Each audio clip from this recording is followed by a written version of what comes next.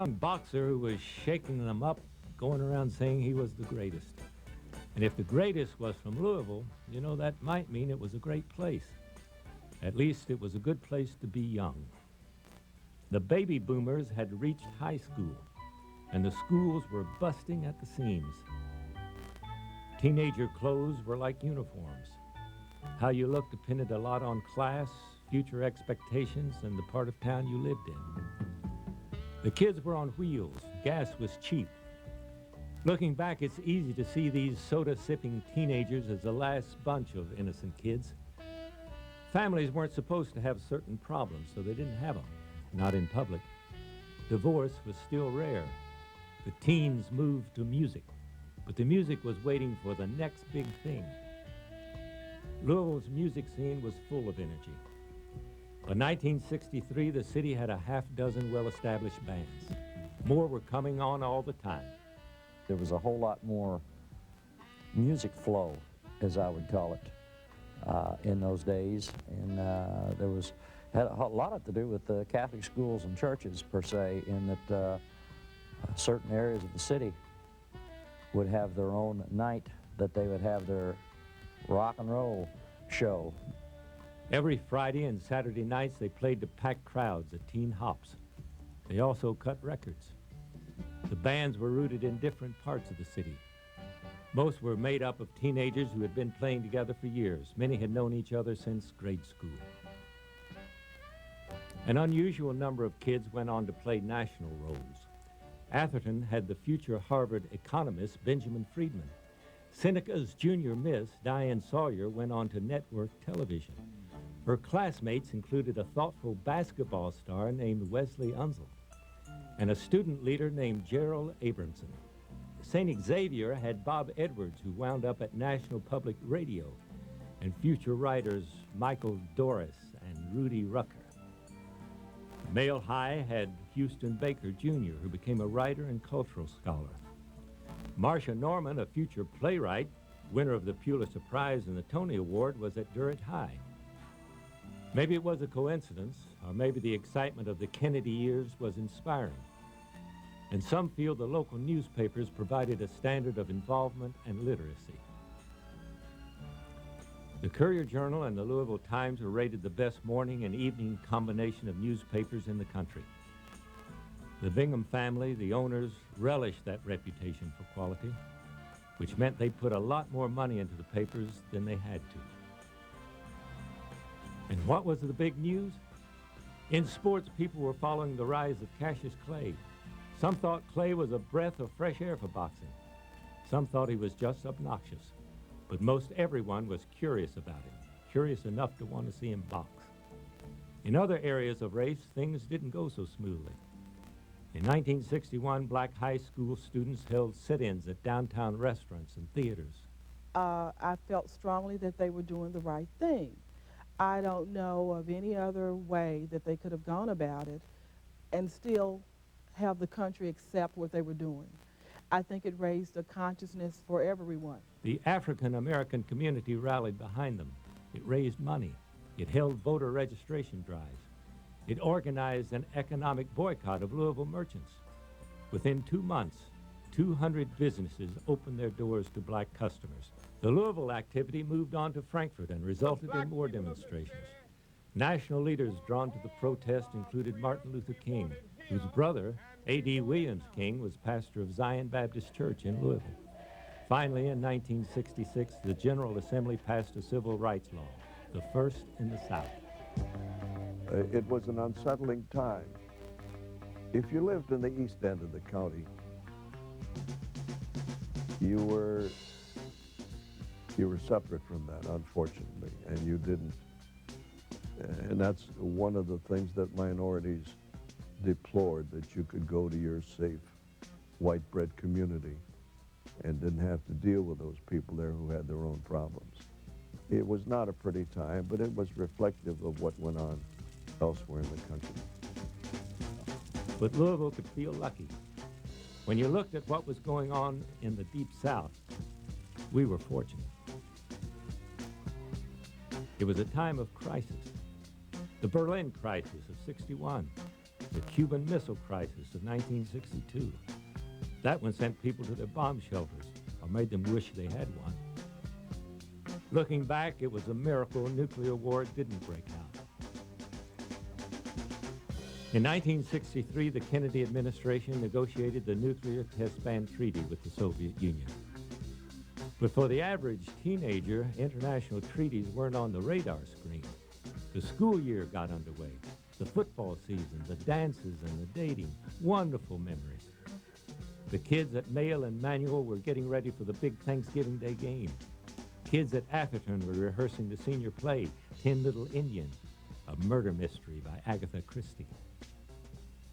The Monarchs were putting the final touches on a song they planned to record, Look Homeward, Angel. An original composition, a great song, a sure hit, but the sound had to be just right. Then it was Friday, November 22nd.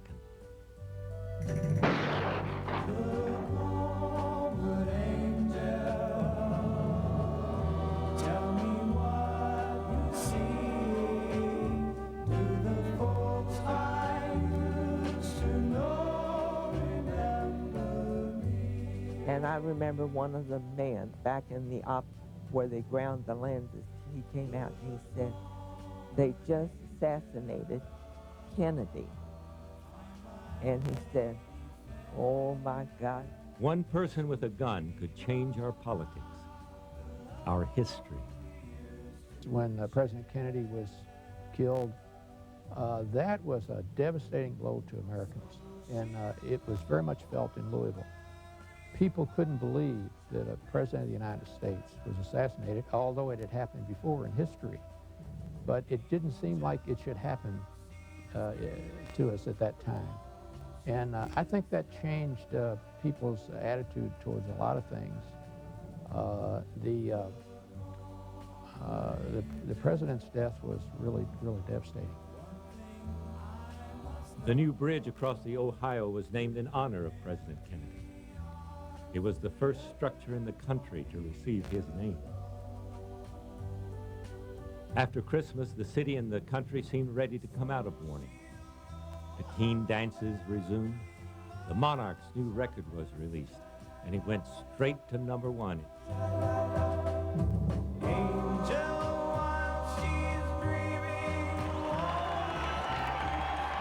The Beatles made their first appearance on the Ed Sullivan Show on February 9, 1964. A week later, the Beatles went to Miami for their second appearance on the show, and there they met the Louisville Lip. Cassius Clay was getting ready to fight the heavyweight champion, Charles Sonny Liston. Cassius, how will you fight Sonny Liston?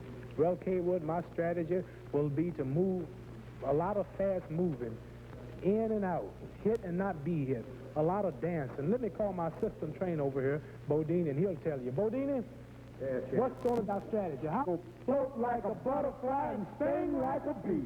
Hey, rumble, young man, rumble. Hey, that's what we're going to do. And you just heard an example. He's an inspiration. That's the Cassius Clay pep power. Clay came home the youngest boxer to win the heavyweight crown.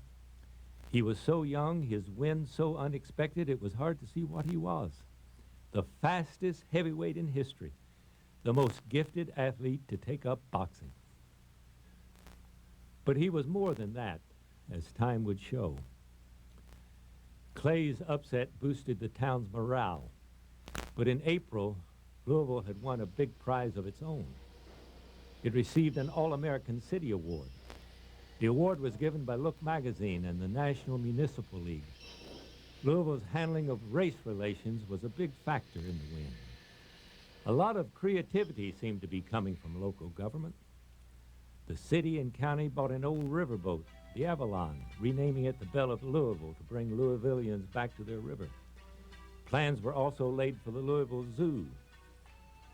This was a bit controversial. Some complained a zoo would smell. Something else put Louisville on the map.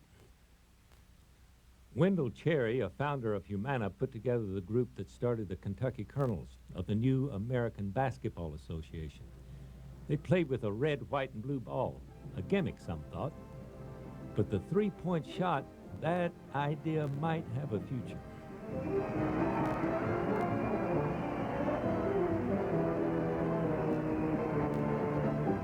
The band's playing and we're all saying it's nice to have you back again this year.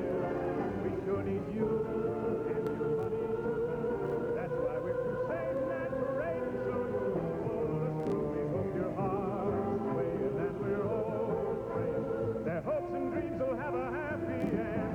So be a good neighbor, give them a helping hand, neighbor. This is the night they need a friend.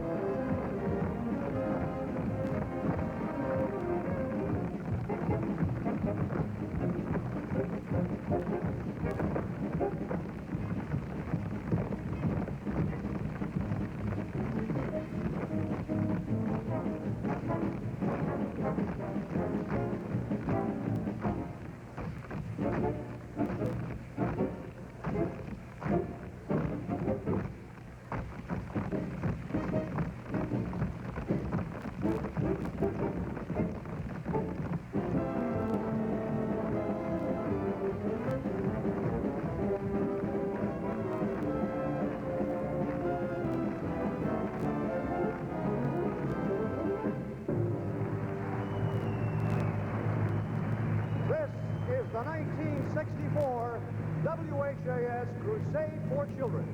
To this stage have come television and recording stars from across the nation.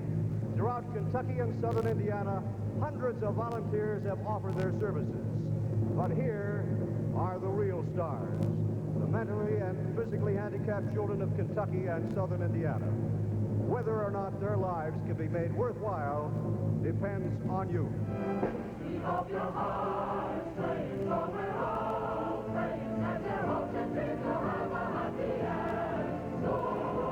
Be a grand neighbor, open up your heart, neighbor. Maybe we can buy the skin, maybe fix the troubled dream, maybe you can buy a dream to mend. Now, on with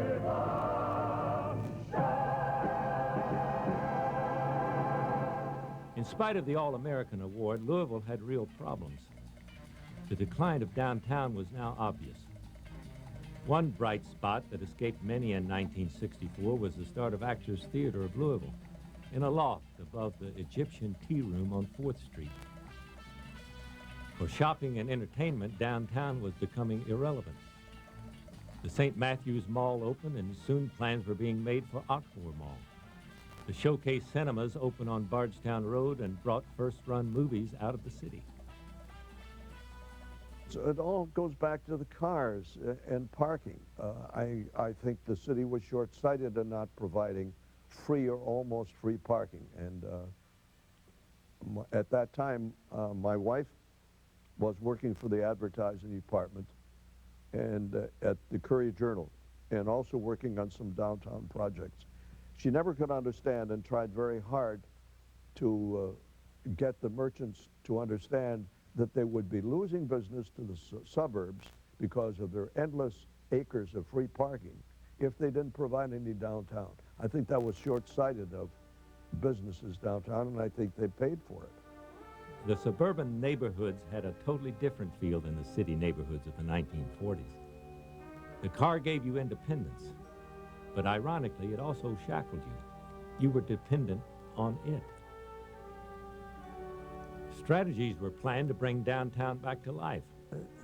When I came, I quickly learned that the idea for a beginning waterfront development involving the creation of a riverfront belvedere was stalled because the only individual who could open the door, turn the key with his own risk capital, was a man named Al Schneider, a builder, whose tastes were out of sync with the Louisville Country Club. Developer Al Sneeder launched a flurry of building. Sneeder was a big, good-hearted man, energetic and innovative. Most of the plans to help downtown were flawed at the core. The prevailing philosophy of urban design aimed first to clear away the blight, He was drawn to empty plazas and boxy architecture. He was not much interested in how people lived. The worst blight was perceived to lie east and west of the downtown business district. That meant the African-American community along Walnut Street had to be bulldozed out of existence. We're approaching the area that was cleared by urban renewal. From here on west, for maybe 3/4 of a mile in each direction, was almost all torn down by urban redevelopment. See, this was all just solid build-up, small, modest brick houses and brick stores. There are a few churches left, a few things, and there are many new buildings and a lot of open space. As you can see, a lot of it hasn't been built on. Nobody knows what's going to happen there. At least a few of the urban renewal types, the establishment types that promoted it, their motive was, as they told me, to drive the Negro back from the central area. They felt that way downtown wouldn't become the Black Belt. It was a childish idea because the streets are still open, and it was a cruel thing. And well, later, as you all know, urban renewal was called Negro removal by the Negroes and by the people who were sympathetic with them. And that's what it was. It almost always tore down the homes of black people or poor people. In the process, a lot of human texture was scraped away. The places that nurtured Louisville jazz, the theaters, the restaurants, and the little businesses that had supported families and sent kids to college, they had to go. But all the tearing down kicked life into the movement to preserve older neighborhoods. People finally got tired of seeing good buildings replaced by parking lots. The Old Louisville Association, formed in 1961, enhanced the revival of the area. It inspired more interest in other old neighborhoods, including the Highlands, Crescent Hill, and Butchertown. The Neighborhood Development Corporation was formed in 1968. The arts also became a force for reviving downtown. Actors Theater of Louisville moved to the Central Railroad Station in 1965 and began drawing theater goers downtown. 4 years later, John Jory arrived as producing director. Lyndon Johnson had won with a landslide in 1964. The country was going all the way with LBJ. Just how far it was going, it didn't know. There was a brush fire war in Vietnam. Troops had to go in, but that was all right because they would soon be home. On television, you saw a different story. You saw that promises had been made that couldn't be kept. You saw that the whole truth had not been told. In the middle of it all was the heavyweight champion of the world. He was not Cassius Clay now, but Muhammad Ali. Soon after becoming champion, he had joined the Nation of Islam, known as the Black Muslims. This put him outside mainstream white America and outside the aspirations of most black Americans. He wasn't interested in integrating with anyone who didn't want him. The things that happened across the country were seen here. Parents had a harder and harder time recognizing their children. The Summer of Love had its season in Louisville. Louisville native Hunter Thompson caught the crazy spirit of the time. As a journalist, he pushed himself into the middle of the action. He rode with the Hells Angels in California, really got to know them. And after a while, they beat him up and left him on the road. But he got the story. In 1967, blacks began open housing demonstrations. These challenged the unwritten rules that prevented African Americans buying or renting housing in many areas of Louisville. Protesters held nightly marches in the South End. There were violent attacks by opponents and injunctions, more than 400 arrests, and a mass sit-in at the intersection of 4th and Broadway. Feelings among Louisville blacks were running high because of the displacement from Walnut Street and the open housing demonstrations. Young blacks couldn't see that much had been gained from desegregation. Many didn't have jobs. They were angry. They had no prospects and nothing to lose. The potential of violence hung in the air like gasoline, and this was the spark. I was waiting to get off. I was a detective as I was waiting to get off, and I knew this fellow that went down on the run. I heard him, the radio sent him on a run to 28th and Greenwood, and he asked for help, said, "Radio, I need help here, down here." And I wondered, hey, what kind of help he needed. And the radio said, how much help or what help? He said, "Send them all, radio." The Louisville riots started on May 28th. They raged for 3 days and simmered on and off for another week. In the busy shopping area of Parkland, windows were smashed, stores looted. The National Guard was called in to help police.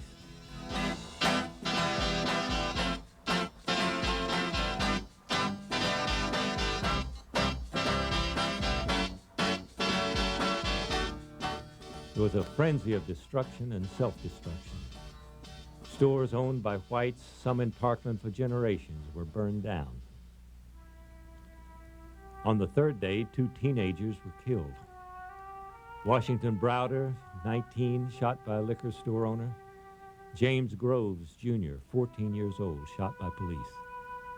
Police said both were looting. Who won and who lost? The burned-out businesses didn't return to Parkland.